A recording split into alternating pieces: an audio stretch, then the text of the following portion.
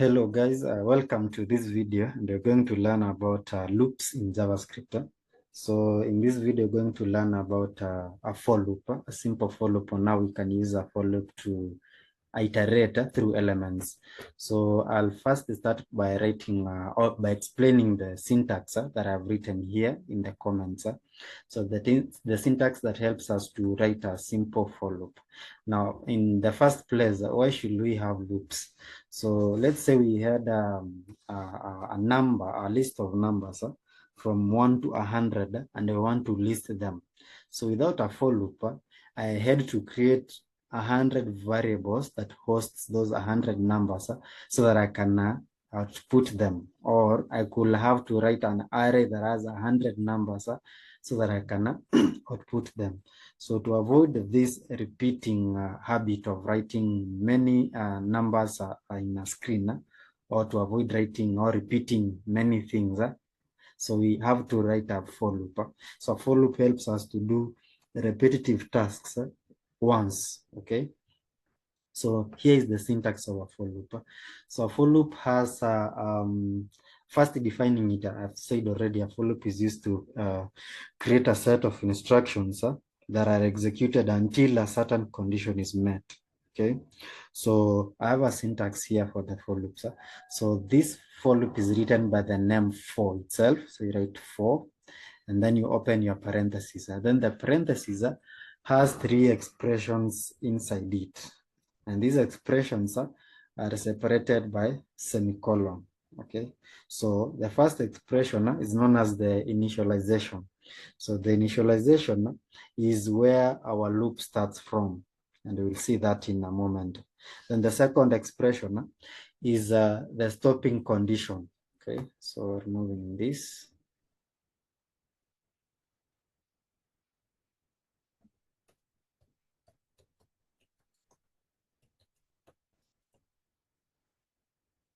So the second expression is the stopping condition, and we'll see what we mean by the stopping condition. Then the third expression is the iteration statement. So explaining them briefly, the initialization, as I had said, is the starting condition, or the initialization is the starting loop, or where the loop starts from. Then the stopping condition is what is executed or is the condition that our code will use to execute so long as the condition is true, and it will stop so long as the condition is false. Okay, so the moment the condition is false, the for loop stops. As long as the condition is true, the for loop will continue looping through. And then the third statement, or the expression, is the iteration statement. This one is the one that will update the value of the for loop after every iteration. So this one will update the value of the initialization after every iteration. Now let's create a simple for loop. I want us to create a for loop that counts numbers, let's say from 1 to 10. Okay, so I want to create a counter loop that counts from 1 to 10, and I will put it inside this increment loop. So we have two types of loops: an increment loop that increases values, and then a decrement loop that decreases values after every iteration. Increment loop increases values after every iteration, and the decrement loop decreases value after every iteration. So we're going to understand it better with these following examples. So I'll create a for loop here that it counts numbers from 1 to 10. So I've written my for loop and then written the parentheses, and then now we're going to write the first expression, which is the initialization. So I want to initialize a value. So we can say our value or our variable is known as counter. So I'll say let counter, then assign it to our initial value. So going to count from 1 to 10. So I say equals to, or I assign it to 1, then the semicolon there. So this is our initialization that says our for loop will start counting from 1. Then the second expression, we're going to give it the condition, the stopping condition. Now that we're going to write a for loop that counts from 1 to 10, it means it has to stop at number 10. Now we're going to use a condition here that says counter should be We want to count from 1 until counter is less or equal to 10. Okay, so this is a condition that we're giving it. We want the counter to count so long as it is less than 10 or 10 itself. Meaning, the moment the counter is greater than 10, this for loop will not execute. It will stop there, or it will terminate at that point. Then the third expression is the iteration statement. So the iteration statement is the one that tells us after the first iteration, how much, or what will be the value of the counter, what will be the new value of the counter. Now we're going to say we want to increase the counter by 1. Okay, so counter will be increased by 1. So I'll add these 2 signs here, these 2 plus signs here, that mean we want to increase the counter by 1 after every iteration. Then inside here, that's where we'll have our execution block. Okay, but at this stage, we just want to log these values of our loop. So I'll log them, console.log, and then I'll have my counter here. So I'll explain once more how the flow of this for loop works. We write the statement of 4 here, and then we write our parentheses, and then inside it we'll have 3 expressions. The first one is this one, of let counter be equals to 1. That means the for loop we start counting at number 1. Okay, and then the second expression that says counter is less or equal to 10 means that the loop will learn as long as the iterator variable is less or equal to 10. And then the last expression here, which we said is the iteration statement, means that after each loop, the counter will increase by 1. Now let's run this code and see what will be the result. So it's running. Yes, now from this, let me increase the output a bit. So from the output, you can see that we've listed a list of numbers from number 1 to 10. Now, instead of us having to write let num1 to 1 to be equal to 1, num2 to be equal to 2, all the way to 10, or to any number, let's say even 100, instead of us having to repeat ourselves writing that counter, we have used a for loop to help us to execute or to run these numbers from number 1 to 10. Okay, so at the first iteration, we used the first expression, let counter be equals to 1, and then it was written 1 here.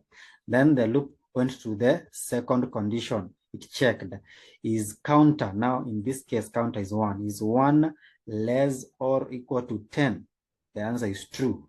Now that it's true, it proceeded to the third expression of increase counter by 1. Now it increased the counter by 1. So the counter in the first iteration, it was 1. Now 1 plus 1 is equals to 2. Now that one is the first iteration, which is complete. It comes and repeats the same thing. Counter equals 2. Now in the second iteration, we replace this one with the 2. Now counter equals to 2. If it's so, it's recorded. Now it comes and checks the condition. It checks the condition before it gives us the output. So is 2 less or equal to 10? If it's yes, then it writes that number here 2. Then it increases it by 1. 2 plus 1 is 3. So the loop continues until we are in the last iteration, which is 10. Now we have counter equals to 10. Then it checks, is 10 less or equal to 10? So the first one is false. 10 is not less than 10, but it's equals to 10. Now the condition is false, because 10 is not less than 10. The condition is now equal to false, meaning the loop will be terminated at this point. It will not add 10 to 1. 10 will not be incremented because now the condition is false. That's how our for loop will terminate and stop at that point. So I hope it's clear on how the logic of that for loop works. That's how we use a for loop to increment numbers from a small number to a big number. Now, lastly, let's see how we can write a decrementing loop or decrement loop. Now, I want us to decrement from number 5 all the way to 0, 5 to 0, 5, 4, 3, 2, 1, 0. How do we do that? Now, I want us to decrement our loop now from 5, a loop that will say numbers of decrementing or descending numbers. Yes, that's the right name. I want us to write a loop that has descending numbers of 5 to 0. That's 5, 4, 3, 2, 1, 0. Now, using a for loop, so we write the keyword for there. Then now we say let num, to mean number, be equals to 5. This time we start from 5 because it's a loop of descending numbers. And then the second expression is a condition. So we'll say, let's have those numbers so long as num is greater or equal to 0. This means that we will stop at 0 or a number that's greater than 0. Okay. Now this condition will help us to stop at 0 and avoid going up to negatives. And then the last expression is going to decrement now. Instead of incrementing, now we are decrementing simply because we are going to write a descending order, numbers in descending order. Okay, so I'll remove this space here.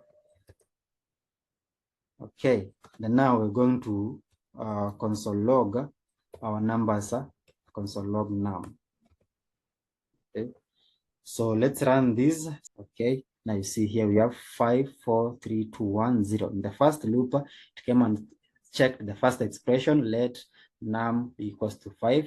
Then the second expression, which is the conditional, check whether 5 is greater or equal to 0. That's true. Okay, so it outputted 5 and then came to the last expression of the iteration statement, which says now decrease num by 1.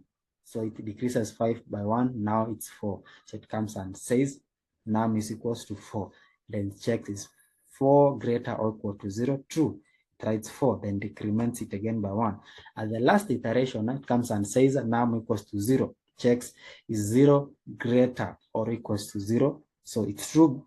0 is true. It's true. 0 is equals to 0, but 0 is not greater than 0, so it will find it to be false, so it will not execute it in the last iteration.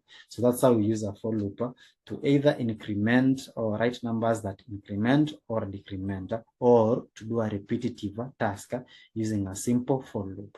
So the only thing you're supposed to master from this video, for loops have 3 expressions. The first one is the initialization, the second one is the stopping condition, the third is the iteration statement.